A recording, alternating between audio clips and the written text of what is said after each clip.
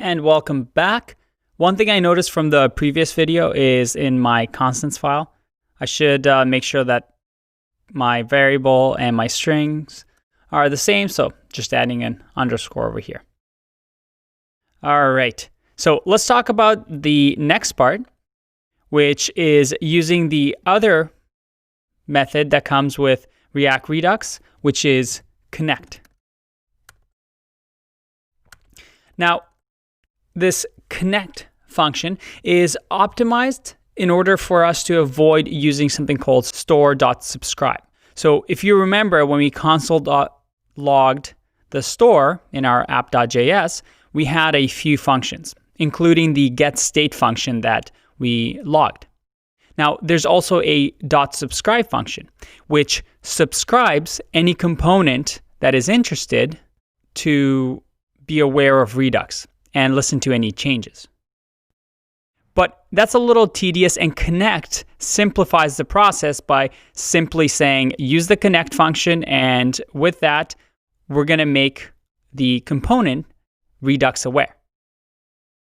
If you remember, the connect components would be these yellow little components that know about Redux. So we've created the provider component that essentially passes down the store to the components, but now we have to say which one of these React components we want to be smart or be aware that the Redux library exists and they can subscribe to changes. So I'm going to show you how to do that in this video. And by the way, the standard in the industry is that we call these smart components containers, kind of like app.js. So we're most likely going to connect the app.js file because it is a container. So the very first thing we're going to do is go to app.js file. And within here, we want to import a few things. Let's start off with importing the actions. So I'm going to import the actions that we have. Let's go over here. We have the set search field action. So we're going to do the set search field action, and we're going to import that from the actions.js file. And because actions.js file is folder level up, since the app.js is in the containers, I'm going to do the double periods. Let's save that. And we get a nice little warning saying that set search field is defined but never used. Let's also save our index file. Perfect. Let's now use this connect method that I've been talking about. So at the top over here, I'm going to say import the connect method from React Redux.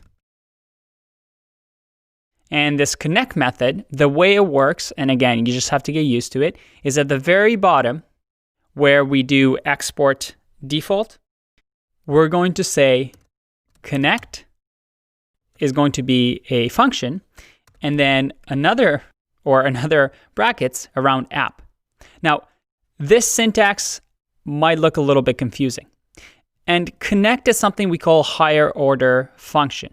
And a higher order function is a function that returns another function.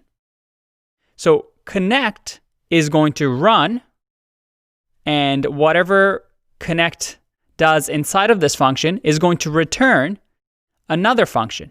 And because it returns another function, it's going to run this part with the app. So that's how higher order components work, and you'll learn more about these later on in your career, but for now, just know that this is the syntax. You just have to get used to it.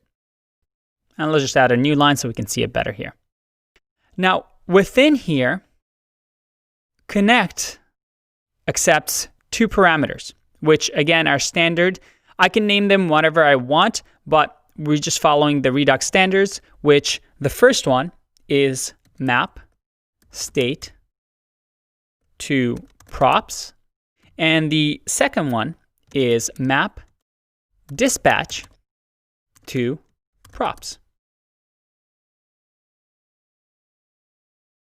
All right, so right now we've just connected this component, this app component, and said, hey, subscribe to any state changes in the Redux store. And now app knows that there's a Redux store somewhere, and anytime that there's changes to it, it might be interested in it. But now we need to tell it what to be interested in. That is, what state should I listen to? What dispatch or what action should I listen to? So let's go back to the top. And at the very top here, we want to define these functions or these parameters. So all we're going to do is say const map state to props. And this is going to receive a state. And it's going to return an object. And like I said before, you can name these whatever you want, but this is the standard, and any Redux app, you'll just see this. So just get used to the syntax. Once you do it a couple of times, it becomes second nature. All right, and in here, we want to say that the search field state, which again, if we go to our reducers, we have search field over here. This search field state is going to equal state, which we receive, dot the part of the reducer, which again, if we go to reducers, is search robots. So search robots dot search field. So again, it's saying that the search field that we're going to return, which is going to be used as props by the app component, is going to come from the state, state dot search robots dot search field, which again comes from our reducer. Because remember, in index.js file, we've created the store with the search robots reducer. So if we go back here, let's save that. And we have match dispatch to props is not defined. And again, because we need the second part, which is match dispatch to props. So let's again create that. We'll say that const map dispatch to props is going to receive something called dispatch. And again, something that you'll just have to get used to.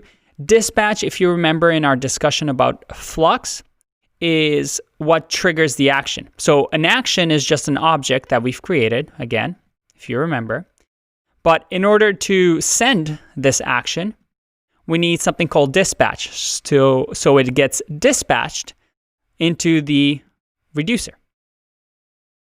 So this dispatch can now be used to send actions. And the way we do that, we can say on search change, which is just a name that I can say anything. So remember, this is a prop that it's going to receive, but we're going to keep it the same as the one that we've had in our React app on search change. And so this is what the prop is going to be named. And the on search change is going to receive an event, because remember, it's a input box that users type. And this event, again, because on search change is a function, is going to dispatch the action set search field. Because remember, action is just an object, just a function that returns an object. We want to dispatch that so the reducers are aware of it. And this search field, when it gets dispatched, is going to listen to, if you remember, in our actions, it's going to receive a text. That is whatever the user has inputted. In which case, we can just do event.target.value. Again, just like we have in the on search change here. event.target.value. So if I save this, let me make this a little bit smaller and save now, I have a few little warnings. One is that remember, we need to return this as an object. So we want to say return, just like we did above with the state, an object that contains all of our action.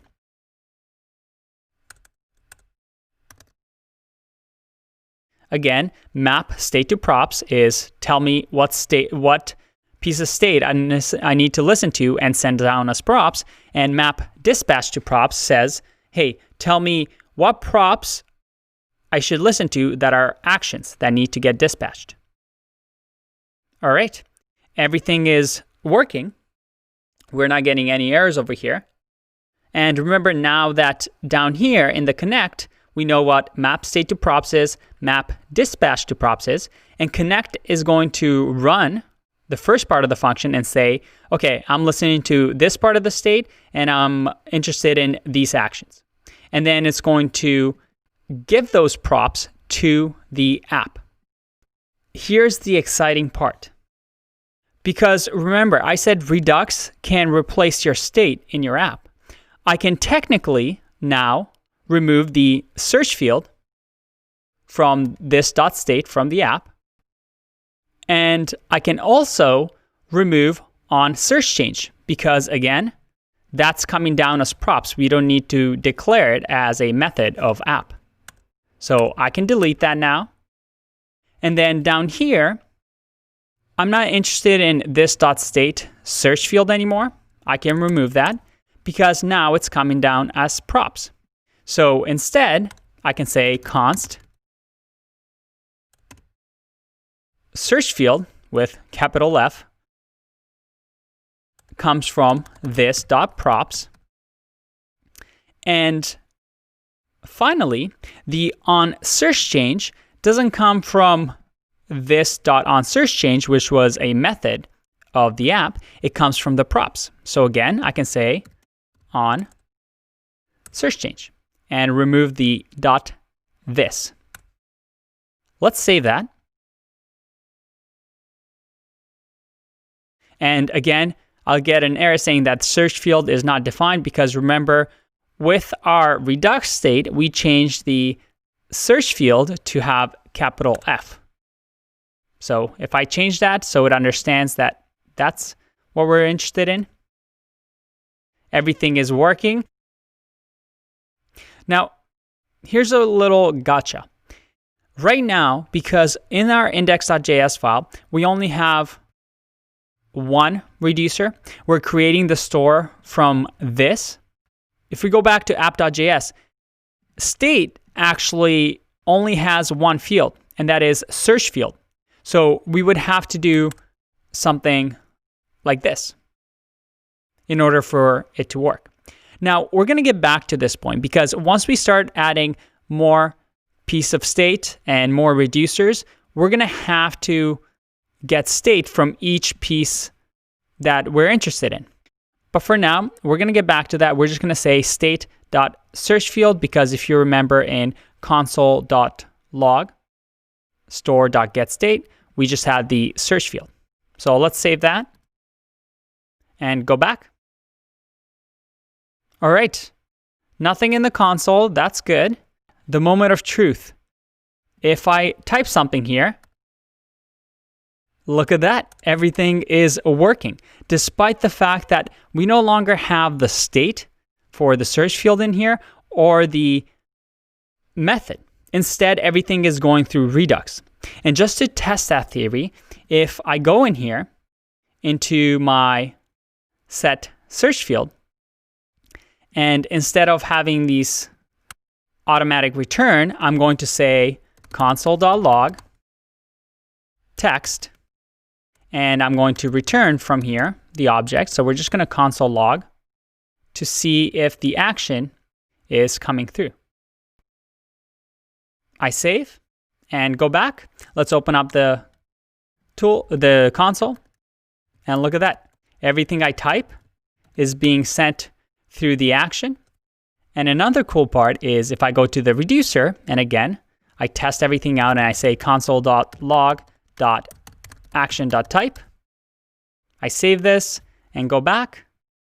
We see that we have a little funny action that happens, and this is the default when Redux initiates. But now if I click on anything or type something, I get change search field, because the reducer on every action gets run and says, did change search field action happen? If that's the case, I'm going to return a new state. Very cool. We've just connected our React app to Redux, and everything works nicely. There's a bit of boilerplate here, and you have to remember map state to props, map dispatch to props. But once you get used to that syntax, it's really, really nice and beautiful the way Redux works and how we've cleaned up everything, where everything flows nicely. Just like we mentioned, we've created an action that gets dispatched into a reducer, a function, that based on that action takes the state and changes it in the store. And because the store got updated, React components that are interested are going to listen to those changes and make a view change. Very cool. All right, some more exciting stuff coming up in the next video. I'll see you in that one. Bye-bye.